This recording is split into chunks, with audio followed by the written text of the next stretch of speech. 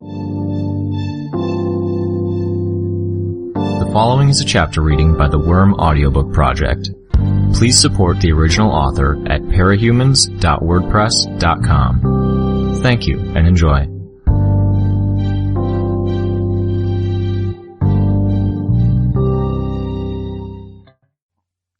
Help is on the way. Miss Malicia's voice came over the armband. 3 vistas, I said, and Noelle is probably north of our location, going after... Skitter, Tattletale shouted, interrupting me. Lose it. What? The armband. Toss it. I pulled at the straps. As I gathered bugs onto the armband to get a better sense of what I needed to do with the straps, I could tell that the entire thing was swelling, distorting. I could hear the screen crack. I pulled it free and threw it, simultaneously climbing to my feet and scrambling away. Gru, cover it, Tattletale shouted. Use your power on anything that one breaks down. Gru threw out a stream of darkness, then dissolved the darkness that wasn't covering the area where the armband had been. Without the ability to see, I had only my bug sense to go by, but I could track where he'd laid down the darkness by the way the air seemed thicker. From Tattletale's words, I expected an explosion, but it simply twisted away into wisps of thick smoke. It's radioactive, Tattletale intoned. Everything she's dissolving like that. Unless I cover it, Gru asked. Unless you cover it, should cancel out the effects, but you did want me to let you know when I'm making an educated guess. This is one of them, Tattletale said. I hope I'm right. We could win this fight and still end up dying in a hospital bed a few years from now because we got too close to that stuff dissolved. Oh shit. Doesn't matter, does it? Regent said. World's ending in a few years anyways. Let's avoid the extreme radiation poisoning, I said. Regardless of whether the world's ending or not. The other Undersiders and the Chicago wards were out of the van, and we were collectively backing away from the Nega Vistas. More specifically, we were retreating from the one who was creating the radioactive dust. The first one I'd noticed was still on the rooftop, spreading out her efforts, thinning walls and twisting supports. Her progress was slow, but I was willing to bet that half of the city block would be collapsing on us in a matter of minutes, if not sooner. If I had to guess, her power operated in a different manner than the original Vistas. It affected a wider area, it was slower, and she didn't seem to be suffering for our presence. The bugs that I was sending her way were having a hard time approaching. They kept veering around, so they flew clockwise around her instead of straight. I had only a few bugs attacking her, but the same effect that I'd seen with her face had hardened her skin, and there weren't many places left to attack. Her mouth was still little more than a lipless slit across the lower half of her face, firmly closed, and only the smallest bugs could get at her eyes. She barely flinched at the bites and stings my swarm was delivering. Meager as my efforts were, they still should have left her blind, filling her eye sockets with ants and noceums, but her power was still steadily working on the buildings around us. Another peculiarity of her abilities. The ability to sense the layout of whatever structure she was affecting. To that extent to sensing us? The second one had arrived, creating footholds and handholds to ascend the section of road she'd raised into a vertical wall, 12 feet high. She was now perched on top, crouching. In the time that it had taken me to lose the armband, she had started to work on cutting off our best avenue of retreat. The road we travelled on to get here was rising behind us, bulging upward into a similar barrier. As far as I could tell, her powers were most in line with a regular Vista, and she seemed to be reacting most to the bites and stings. I wished that it would make me feel more confident about these circumstances. That left the freakishly tall one, the Vista with limbs that zigzagged, who was apparently turning matter into radioactive dust. She'd climbed past the wreckage of a fallen building, and now stood on the solid ground again, facing us. We off the radioactive one first? Tecton suggested. No, I said. I used my bugs to draw an arrow in the air. Priority's the one on the roof. Over there. There's a third one? He asked. Apparently, he hadn't caught my message to Miss Militia. She's going to bring down more buildings if we don't take her first, I said. Raymancer, Tecton ordered. Handle it. Raymancer stood like he had before, feet together, one arm extended. I didn't sense any energy blast or ray from his hand. The Vista didn't act as though she'd been shot either. She bends light? Wonton asked. She's bending space, Tattletale said. You won't get a straight shot. Don't need one, Raymancer said. His second shot left a shallow crater in the Vista's chest. She sprawled onto the roof, hands pressed to the injury. The thinning of the walls didn't stop. How the fuck does that work? Regent asked. The laser didn't even... She's still alive, I called out, interrupting him. There was a small explosion as Raymancer directed a shot at the radioactive Vista and missed. I could sense how the barrier behind us abruptly stopped growing, and how the space to one side of her warped to let her evade more easily. Vista, to our 3 o'clock, is assisting her, I said. Grace, Tecton shouted. Leaving rooftop to you. Launch. Grace leapt towards him, onto the back of one outstretched hand. She had no trouble maintaining her balance as she placed the other foot on the back of his other gauntlet. She bent her knees and extended them to jump in the same instant the piledriver attachments on the gauntlets extended, with explosive force. Most of the bugs I placed on her were torn free by the force of the wind ripping past her, as she turned into a human projectile. She had to have used her selective invincibility to augment her feet and legs so they weren't annihilated by the piledrivers, and she would be using her enhanced agility to ensure she stuck the landing. Except the landing wasn't going to happen as planned. If I'd understood what they'd planned, I would have warned her. Her trajectory shifted as she ran into the rooftop Vista's powers. Grace fell short of reaching the rooftop. Very short. She hit the ground with both feet together, arms spread, and left a shallow crater around her impact site, a half-block away from the building. Grace was running towards her target, a heartbeat later, unhurt. Some of the flying capes that had been assigned to watch over us were targeting the Vista on the rooftop, and I saw that as an excuse enough to focus on other, more immediate problems. Rachel and her dogs went for the Vista to our right, with Regent doing what he could to hamper their target's movements, forcing her to use her power to maintain the distance from the beasts, which left the rest of us to face off against the radioactive one. One on the rooftops occupied, I said. Now we can fight her. She extended her hand towards us, and the ground between us and her bulged as though a cartoon mole had crawled beneath the pavement. Raymancer fired at her, clearly hoping to distract her, but each shot missed by a fair margin. My bugs were covering every inch of her skin, and I had them biting and tearing at her flesh.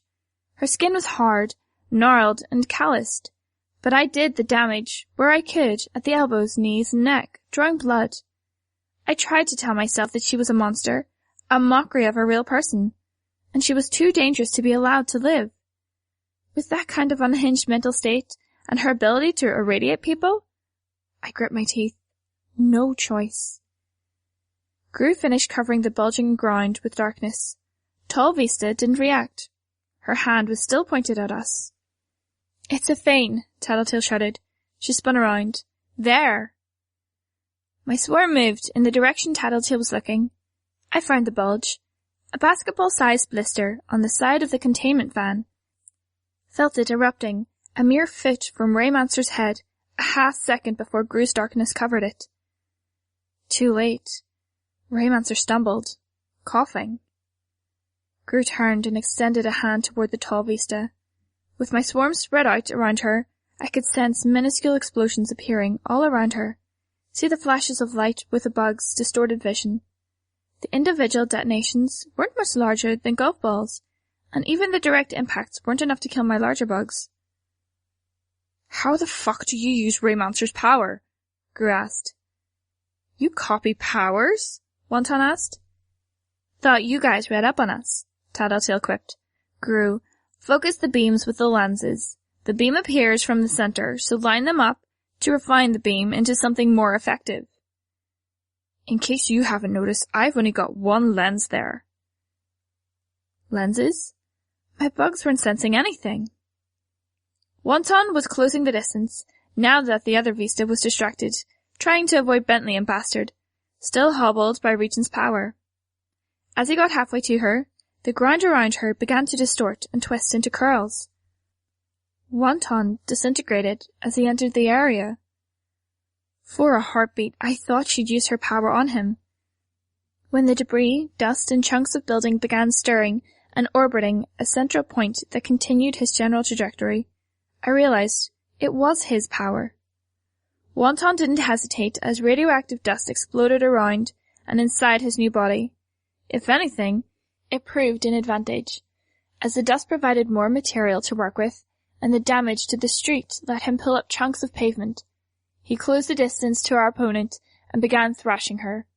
One of her arms snapped and detangled as one large chunk struck her. Gru's attacks weren't terribly effective.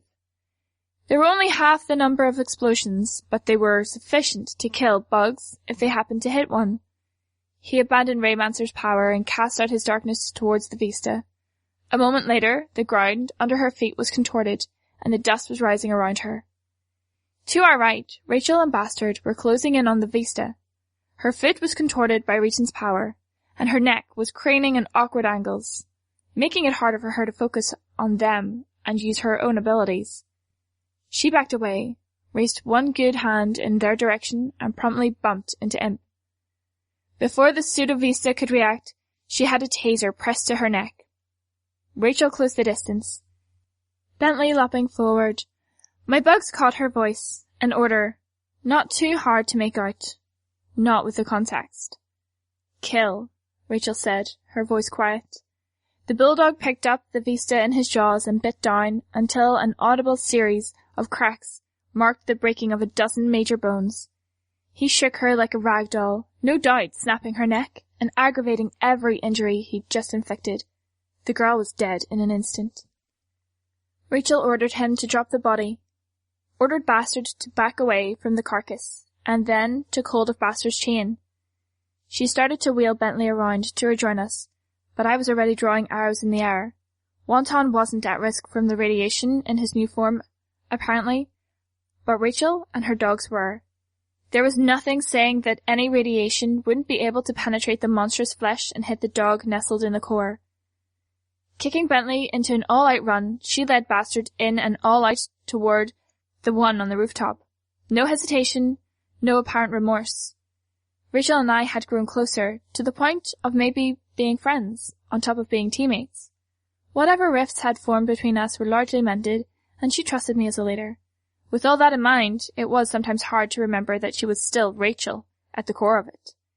If her psychological wiring didn't give her any real empathy for her fellow human beings, it wasn't about to give her any for humanesque beings. Tecton slammed one gauntlet into the ground, creating a crack that rushed towards the taller Vista. It exploded in a geyser of debris and dust as it reached her. She staggered, then staggered again, as Gru landed a shot with Raymancer's power. She tried to raise one hand to defend herself, but the thin, curved bone of her upper arm had been shattered. Her broken arm dangled in front of her. With the topographical map my swarm had provided, I noted the presence of thick veins standing out on her arm, where the weight of the dangling limb pulled the skin tight against the shattered bone. I barely thought about it, sending my bugs to the area, biting deep into the largest one, working together so that one hornet might pull one way, and the beetle pulling another, to better rend the flesh, or positioning it for a stronger bug to bite. She jerked in reaction, and blood began flowing, beads of it at first, but the skin was pulled tight and the bugs were relentless. It virtually tore between the combination of damage and strain, the small river of blood flowing intermittently spurting. That would be an artery, not a vein. Fuck me. I tried to suppress the quiet horror that took hold of me as my bugs tracked down the blood pouring down her arm, trickling off her fingertips in individual streams. Still fighting to avoid being brained by Wonton's telekinetic storm, the tall Vista let out a drawn-out half-moan, half-scream, equal parts despair and anger. It didn't sound exactly normal, but that didn't surprise me. What made my blood run cold was that she almost sounded like a young girl might. A little too close to reality for comfort. She went all out with her power. Aimless directions, street signs, mailboxes, piles of debris, walls and sections of road began twisting and bulging. Gru laid down a blanket of darkness all around us, aiming to dampen the spread of the radioactive particles. I wasn't sure how that worked, but Tattletale thought it did. And I wasn't about to complain. I'd settle for a white lie if it meant we were able to stay focused on fighting, rather than the cancer we'd get in 5 years from now. It took 10 seconds before the Vista collapsed. Only 10 seconds to bleed out to the point of unconsciousness. The blood continued pumping free, and nobody leapt forward to staunch the flow. I sensed some of the faster capes from Miss Melicia's group making their arrival on the scene. The wound the rooftop Vista had sustained from Raymancer was shallow, and the majority of it consisting of surface damage to her artificially smooth, thick skin and to her ribs. I'd only peripherally been aware I was doing it, but my bugs had seized on the opportunity to dig in and attack the more vulnerable flesh on the open wound. She barely seemed to care, focusing her efforts on diverting incoming fire and trying to distort the rooftop to force Grace to fall off. That changed when several bugs found a hole leading into an empty space surrounding her lungs. In that same moment, the Vista started trying to claw the bugs out of the shallow cavity. The distraction afforded one of the heroes a chance to catch her in the head with a goblet of foam, a smaller containment foam blaster. Flying capes closed the distance and settled around her. There was a brief dialogue that I couldn't make out with the unfamiliar voices. Someone said something about foam. There were a few words of argument from a pair, and one pressed a finger to the armband, saying something about a captive. It was Miss Militia who responded through the armband. She gave a curt order, and several capes turned away. One of the capes who hadn't took aim and shot the fallen girl between the eyes. The fight was over. The heroes were already moving north in pursuit of Noelle. I signaled for Rachel to return. That moan-scream that tall Vista had made was still ringing in my ears. It had been way too human for my tastes. There was no doubt she'd been going all out. Raymancer was on his knees, supported by Tecton. He'd taken a hit of dust straight to the face. If Tattletale was right, he'd just taken a lethal dose of radiation. The clone hadn't even flinched in delivering the attack. I had fights like this, dealing with the 9 that had been much the same, had demanded we hold back nothing, had involved enemies who didn't hesitate. The difference was that the 9 had demanded it because anything less wouldn't cut it. Fighting these clones, they were vulnerable. They only defended themselves, as they could keep causing damage. When I tried to hurt them, they got hurt. It sounded so lame when I framed it like that, but it shook me.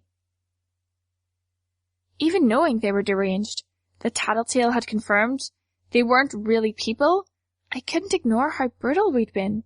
My actions. The clones weren't innocent, but they were innocent, if that made any sense. I knew I'd have to do it all over again the next time we ran into a clone. Tattletale touched Gru's arm, and he banished the darkness around us. I'm going to die, Raymancer said, his voice barely above a whisper. There's a good chance. Yeah, Tattletale said. Hey, Tecton said. Don't be a bitch. She didn't respond. Instead, she touched her armband. Raymancer down. He needs immediate medical attention for acute radiation poisoning. Quarantine this location. You'll want stuff for radioactive decontamination, mobile showers, if you've got them. Oh, and Skitter's armband is out of commission. We need a replacement before someone mistakes her for a clone. Keep close to her, Tattletale, Miss Militia said, and we'll deliver one shortly. Quarantine. Civilian evacuation and decontamination are en route. We're moving back to check on Ballistic. Your man can meet us there. If they can track us with the armband, they can follow us to his headquarters, Gru commented. He can move bases, I said. Finding him fast is a bigger priority. He won't like that, Gru said.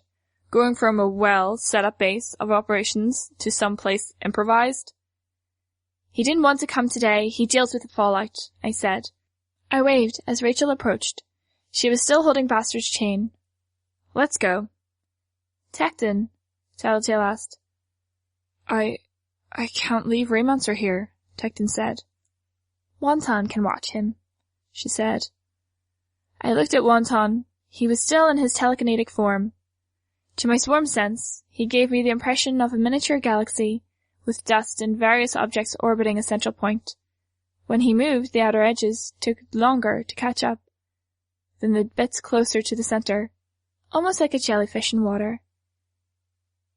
Hey W, Tecton said. Fight's over. He can't change back, Tattletale said. If he does, that dust he drew into his TK body is going to settle, and then he'll be in the same shape Raymancer is. Maybe everyone in his facility will. But they can stick him in a decontamination shower, Tattletale said. Just needs to hold himself together long enough for that to happen. Not to worry, 15-minute decontamination and he's clean. Longest he's ever held that form was 12 minutes. Then he'll need to hold together for longer, but we've got to get ahead of Noel before the next trap is set up. We need you to come with us. You want me to leave my teammate? Tecton said. We could run into more Vistas. She still warps space, distorts architecture. If the next batch is organized enough to cut off all avenues of retreat while keeping their distance or drop more buildings on us, we need your help. Rachel's dogs aren't going to be able to get us free if Vista buries us, or if she traps us under some bubble of stretched building. Go, T, Raymancer said. But you... I'll get looked after, and I'll give Wonton the encouragement he needs to break his old record. Get Grace, and go. You heard the man, Tattletale said. You want to drive? You go ahead, Tecton said. Driving with the suit is a hassle. All the better, Tattletale said, cheery. Tecton didn't reply as he got into the van. I climbed onto Bentley's back. The van had to take a detour, given the 3 sections of road that had been raised as barriers, and the one fallen building.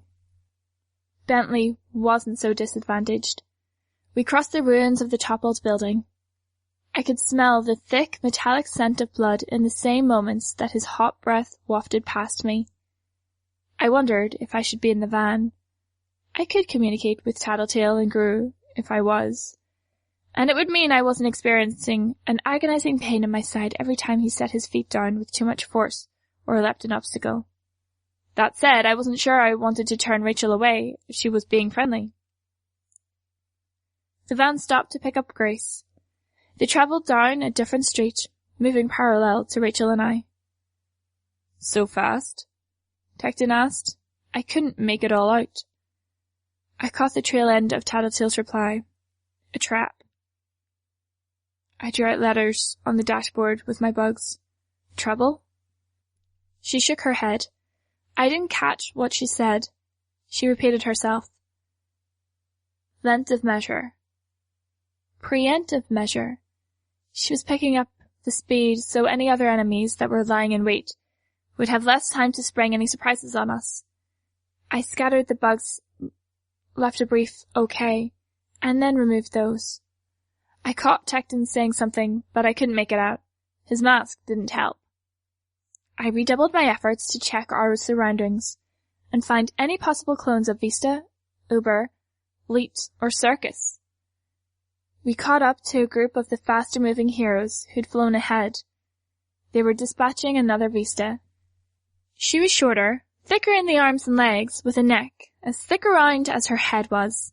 The space around her was twisted into jagged shapes, with some raised into points. 2 of the capes had been injured but were still fighting. We rode past and the van with the others gave chase. The flying capes weren't moving with purpose. They were roving the area, going west to east and back again, as they moved in a general northerly direction. We weren't nearly at Ballistic's base when a digitized voice resounded over the armband. Not Miss Militia.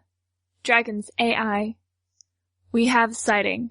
All cooperating capes are ordered to stand down. Remain at your present coordinates until further notice. Stand down? I tapped Rachel on the shoulder, and she pulled Bentley to a stop. The armband buzzed again, but it was Miss Melicia's voice this time. Idolian has found our primary target. He has requested that all capes in the area remain in position. I caught Tattletale pressing the button on her armband, and she asked, "Why?" Whatever program was managing communications, it didn't seem fit to convey Tattletale's message. The van caught up to us. Tattletale rolled her window down and opened the back, and the others climbed out to join the conversation. Grace folded her arms and hung back. "What's going on?" I asked. "Don't know," Tattletale said. "But if Idolian is fighting Noelle..." Regent finished her sentence for her. "We might not have to worry about the end of the world happening in 2 years." "Why is Miss Melicia letting this slide?" I asked. "She has to know the risk. Everyone has to know the risk." "She's letting this slide because Idolian outranks her and she has no choice," Tattletale said. "And he's doing this because he's got an agenda." "An agenda?" Grace asked. "Yeah. He's the top hero in the Protectorate.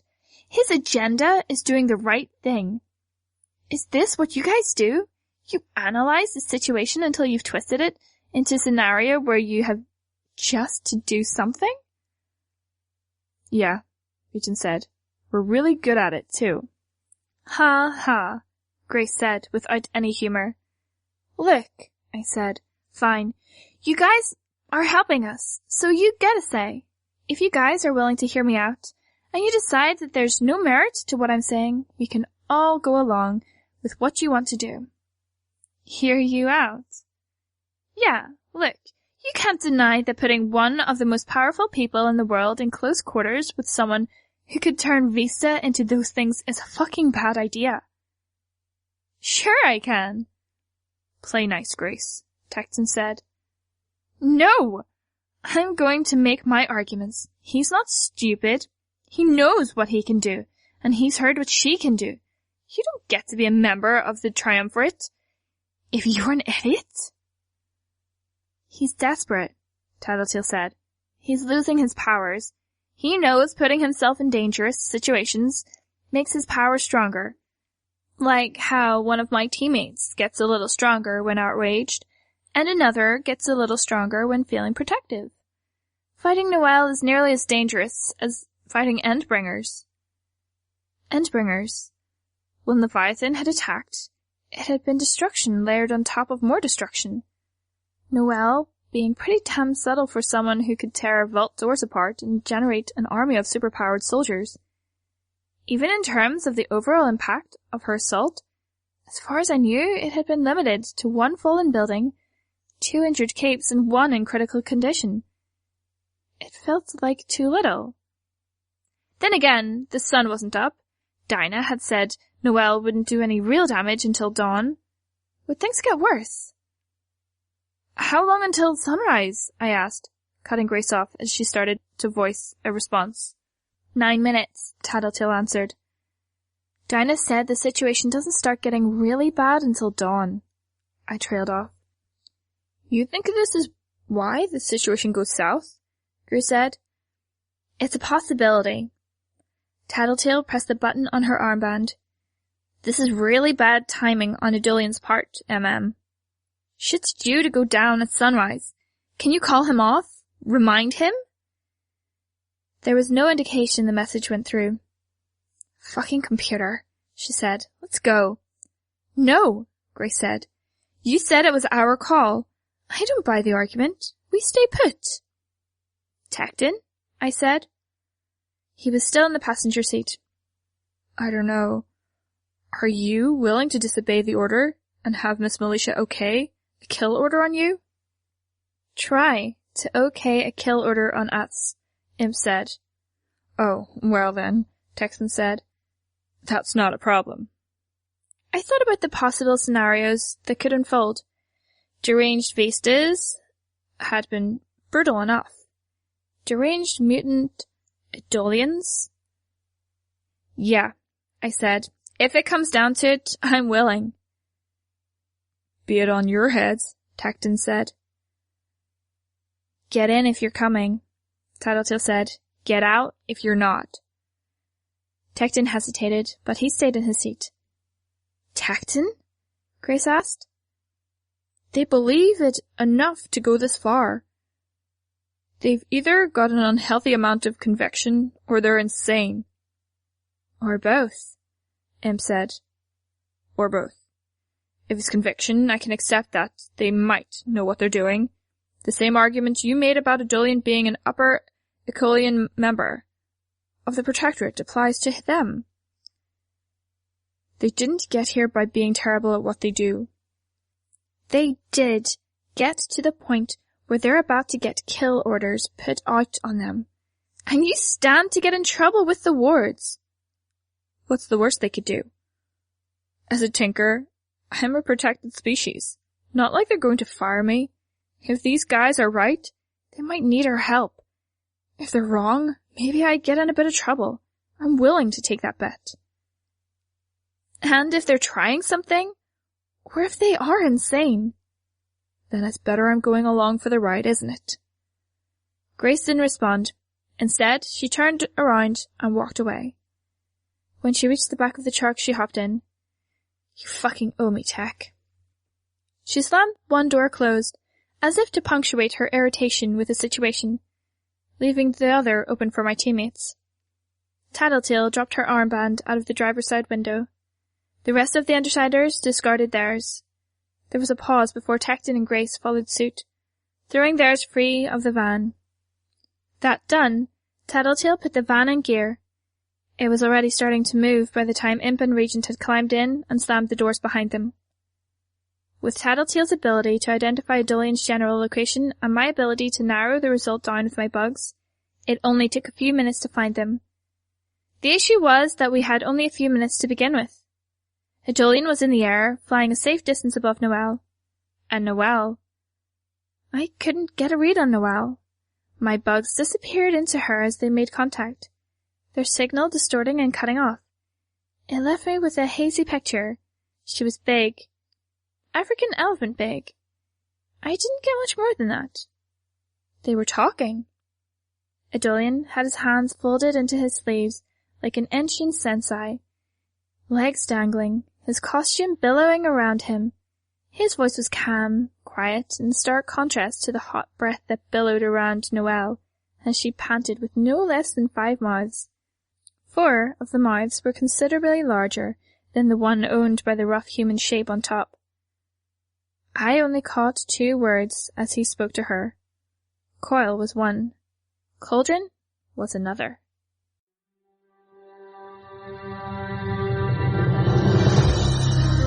Hi, this is Meg. You just finished listening to a chapter from Arc 18, Queen, from the web serial Worm by J.C. McCrae. This production is brought to you by the Worm Audiobook Project. If you would like to know more about us or to volunteer your own services, please check us out at audioworm.rain-online.org. You can download or listen to every chapter directly from our site, or you can find us on iTunes or any podcast app under Worm Audiobook. Thank you for listening.